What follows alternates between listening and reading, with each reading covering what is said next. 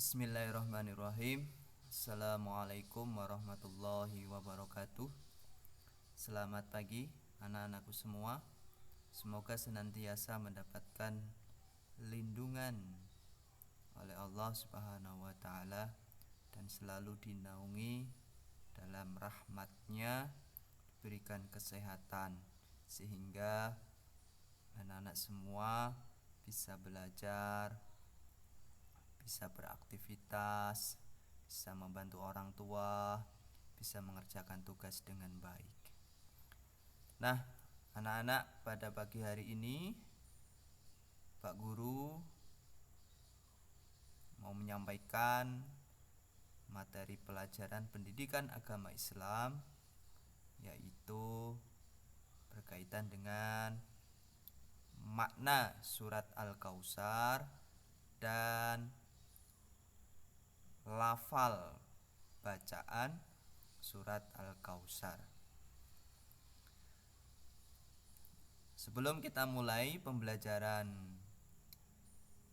tersebut, perlu Pak Guru sampaikan bahwa anak-anak semua diharapkan setelah mengikuti pembelajaran ini, anak-anak memiliki kemampuan, memiliki kompetensi dalam hal satu, anak-anak bisa mengidentifikasi di mana surat Al-Kautsar diturunkan, jumlah ayatnya ada berapa,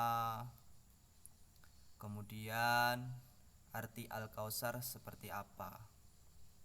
Yang kedua, kompetensi yang diharapkan setelah mengikuti pembelajaran ini, anak-anak memiliki kompetensi atau kemampuan mengidentifikasi kesesuaian antara makna dan ayat surat Al-Kautsar. Dan yang ketiga, anak-anak diharapkan mampu menjelaskan makna pokok yang terkandung di dalam Al-Quran surat Al-Kautsar. Dan yang terakhir, anak-anak bisa melafalkan atau membaca surat Al-Kautsar dengan bacaan yang tepat dan benar sesuai dengan kaidah ilmu tajwid. Lalu kemudian, apa sih bunyi surat Al-Kautsar?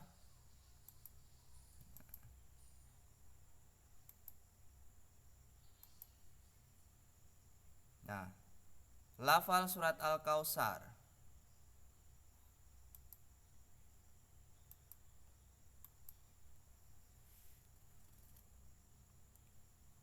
Anak-anak bisa memperhatikan dan menyimak bagaimana Pak Guru mencontohkan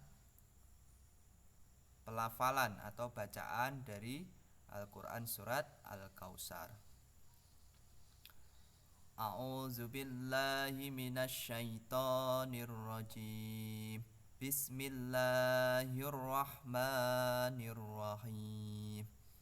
Inna a'tainakal kautsar. Nah, pada ayat pertama yang perlu anak-anak perhatikan yaitu ada bunyi bacaan gunnah atau berdengung, yaitu pada awal kalimat atau ayat dari surat Al-Kautsar, yaitu pada kata inna. Nah, seperti ini harus dibaca berdengung. Lalu ada tanda demikian. Nah, ini ada tanda seperti ini, harus dibaca panjang, paling tidak 5 atau 6 ketukan panjangnya ya. Kemudian di sini ada bunyi kausar. Nah, anak-anak perlu perhatikan bahwasanya ini jangan sampai keliru antara bunyi kau dengan kau ya. Pada lafaz surat Al-Kautsar ini bunyi bacaannya yang benar adalah kau, bukan kau. Ya. Pak Guru ulangi sekali lagi ya, tolong anak-anak perhatikan. Inna a'toinakal kausar. Oke, bisa dipahami? Lanjut ke ayat yang kedua. Fasolli li rabbika wanhar. Nah, pada awal kata atau kalimat di ayat yang kedua yaitu disebutkan fasolli, ya, lam berharokat tasdid, maka harus ada penekanan, namun tidak usah ditahan ya, karena ini bukan termasuk bacaan hunnah. Fasolli li rabbika wanhar. Begitu. Bisa dipahami? Lanjut pada ayat berikutnya yang ketiga. Inna syani'aka huwal abtar. Nah, yang menjadi fokus perhatian yang pada ayat ketiga ini yang perlu anak-anak perhatikan yaitu pada awal kalimat di ayat yang ketiga, yaitu sama dengan ayat pertama, ada bunyi kata inna, ada nun berharokat tasydid, maka ini wajib dibaca gunnah atau berdengung. Lalu yang menjadi perhatian di sini adalah yang kedua di ayat ketiga ini adalah kata abtar. Nah, abtar ini harus anak-anak bedakan ya. Karena di sini abtar ini termasuk bacaan qalqalah sughra, yang mana syarat membacanya harus ada pantulan ya, pantulan, memantul. Bagaimana bunyi bacaannya? Bisa anak-anak simak sekali lagi ya. Inna syani'aka huwal abtar. Bisa dipahami anak-anak? Nah, setelah ini anak-anak coba praktekkan, lalu ya, praktekkan dibaca masing-masing ayat sesuai dengan kaidah tajwid yang sudah Pak Guru sampaikan. Baik, lalu berikutnya.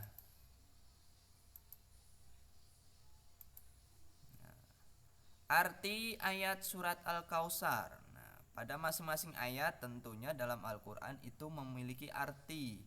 Apa artinya dalam Al-Quran surat Al-Kautsar di ayat pertama? Yaitu, sungguh kami telah memberimu Muhammad nikmat yang banyak. Lalu yang kedua, maka laksanakanlah sholat karena Tuhanmu dan berkurbanlah sebagai ibadah dan mendekatkan diri kepada Allah. Dan yang terakhir, sungguh orang-orang yang membencimu dialah yang terputus dari rahmat Allah. Bisa dimengerti anak-anak di awal pembelajaran kali ini mengenai pelafalan surat Al-Kautsar dan mengidentifikasi makna dan ayat dari surat Al-Kautsar. Bisa kita lanjut? Baik. Nah, mengenai profil surat Al-Kautsar. Nah, anak-anak tadi kan Pak Guru minta nanti setelah mengikuti pembelajaran ini anak-anak tahu jumlah ayat surat Al-Kautsar ada berapa. Kemudian diturunkan di mana. Lalu Al-Kautsar artinya apa? Nah, tolong ini disimak baik-baik. Nah, surat Al-Kautsar terdiri dari 3 ayat. Nah, kalau anak-anak tadi memperhatikan, menyimak dari contoh bacaan yang Pak Guru bacakan, tadi ada berapa? Benar, ada 3 ayat? Iya, benar sekali. Nah, surat Al-Kautsar termasuk golongan surah Makkiyah. Kenapa demikian? Karena diturunkan di kota Mekkah. Selain itu, kenapa dinamakan surat Makkiyah? Karena pada saat itu Nabi Muhammad menerima wahyu surat Al-Kautsar pada saat sebelum hijrah ke Madinah. Kemudian Al-Kautsar itu artinya apa? nikmat yang banyak. Wah, nikmat yang banyak. Apa saja sih yang Allah berikan kepada kita? Nikmat yang banyak yang diberikan kepada manusia? Banyak. Apa saja? Ayo kita simak berikut penjelasannya. Isi pokok ajaran Quran surat Al-Kautsar. Bagaimana? Nah, tolong perhatikan penjelasan berikut. Pada ayat pertama mengandung isi pokok yaitu bersyukur kepada Allah karena telah diberikan nikmat yang begitu banyak. Maka dari itu seharusnya kita bersyukur alhamdulillah. Itu adalah cara yang paling mudah untuk mengungkapkan rasa syukur kita kepada Allah. Apa saja nikmat yang telah Allah berikan kepada kita, sehingga nikmat yang banyak itu kadang kita tidak menyadarinya. Yaitu yang pertama, nikmat iman. Nah, kita bisa mengenal sholat 5 waktu, kita bisa mengenal cara bagaimana mendoakan kedua orang tua, kita bisa tahu siapa manusia yang paling mulia dalam dalam manusia, ya, manusia yang paling mulia, yang paling disempurnakan akhlaknya, yaitu baginda Nabi Muhammad. Sehingga kita bisa sholat, puasa, zakat, haji, dan lain sebagainya. Lalu kemudian ada nikmat sehat. Ini yang paling kadang kita tidak sadari dan bahkan kita tidak mensyukurinya, bahwa kita telah diberikan nikmat sehat yang begitu mahal harganya. Coba kalau kita diberikan ujian atau berupa sakit, misalnya sakit pada anggota tubuh kita, kalau pas waktu berobat tentunya membutuhkan biaya yang sangat mahal. Nikmat sehat yang bisa kita rasakan apa yang paling tidak kita sadari, yaitu kita bisa nikmat menghirup udara yang bebas ini, ya. Coba anak-anak semua pernah lihat orang yang sakit dirawat di rumah sakit, kemudian hidungnya ada selangnya, terus di sampingnya ada tabung oksigennya. Nah, anak-anak, dalam satu tabung oksigen itu harganya berapa dan bisa dipakai untuk berapa jam. Nah, sedangkan kita kalau sehat tidak perlu memakai hal itu. Kalau dikalkulasi nikmat yang Allah berikan berupa kesehatan ini, bila dihitung harganya sangat mahal dan kita bahkan tidak akan mampu membayarnya, ya.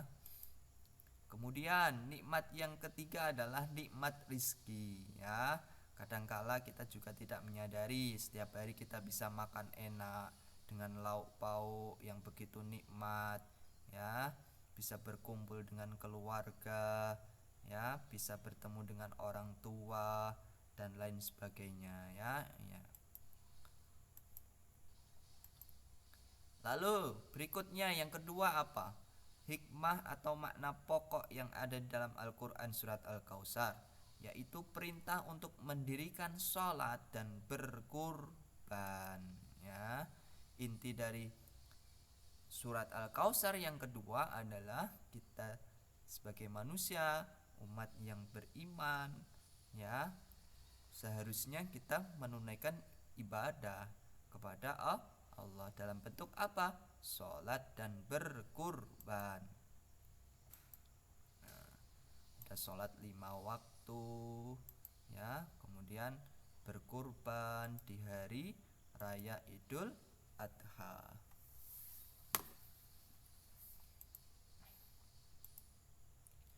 Nah, dalam hal ibadah sholat, kenapa kita diharuskan untuk mengerjakan ibadah sholat?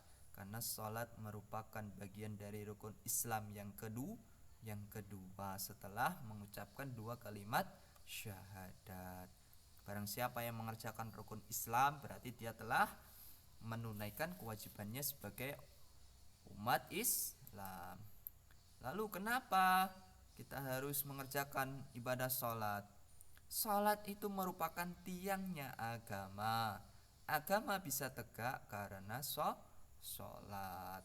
Coba kita lihat dalam sebuah bangunan rumah, pasti tentunya di sisi-sisinya, sisi kanan, bawah, samping itu pasti ada tiangnya. Coba seandainya rumah yang dibangun itu tidak ada tiangnya, kira-kira bisa berdiri tidak? Kira-kira bisa berdiri tegak apa tidak? Iya, tentu tidak akan pernah bisa berdiri. Sebagaimana bangunan rumah tersebut dalam agama, tiangnya adalah sholat. Ya, jika kita mengerjakan sholat berarti kita telah menegakkan ajaran agama. Berikutnya ibadah kurban. Nah, tentu anak-anak bisa pernah menjumpai tentang praktek ibadah kurban. Iya, betul. Yaitu pada saat peringatan Hari Raya Idul Adha, di mana mereka yang memiliki kemampuan dianjurkan untuk berkurban. Kurban apa? Kurban sapi, kurban kambing. Namun ada beberapa hal yang bisa kita maknai tentang kurban. Apa saja? Ternyata kurban itu bisa dilakukan dengan 3 cara. Kurban dengan harta, kurban dengan tenaga, berkurban dengan pikiran. Nah, berkurban dengan harta contohnya apa? Yaitu salah satunya jika memiliki kelebihan harta, mampu untuk membeli kambing, membeli sapi, ya kita korbankan.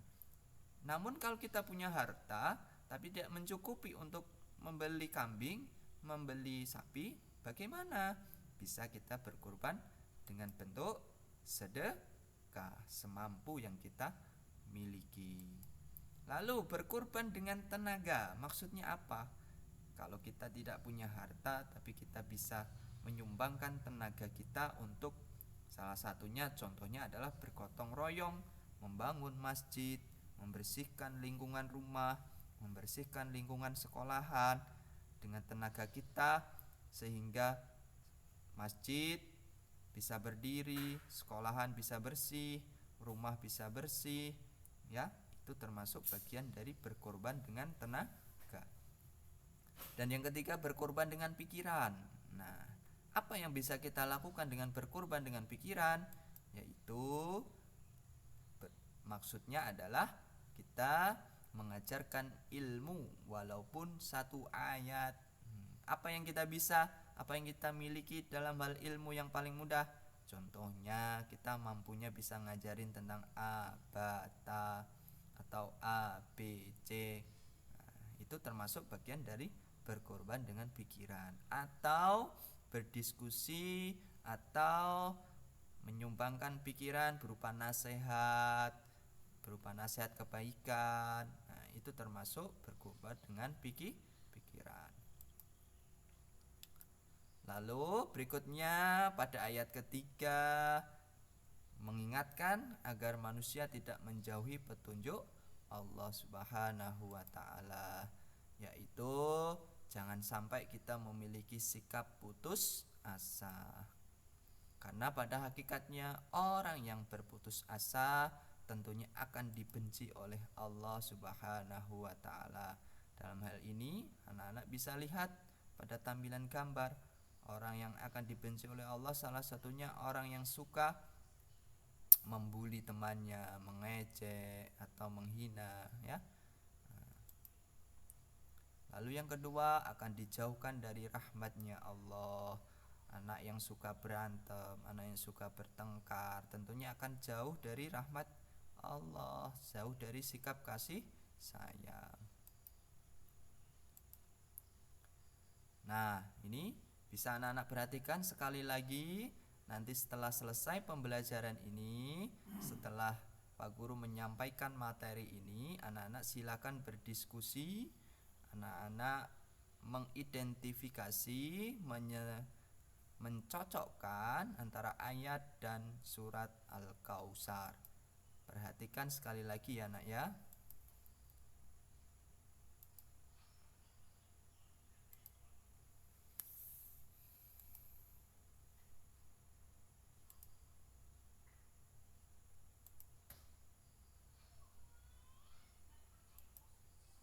Nah, demikian yang dapat Pak Guru sampaikan.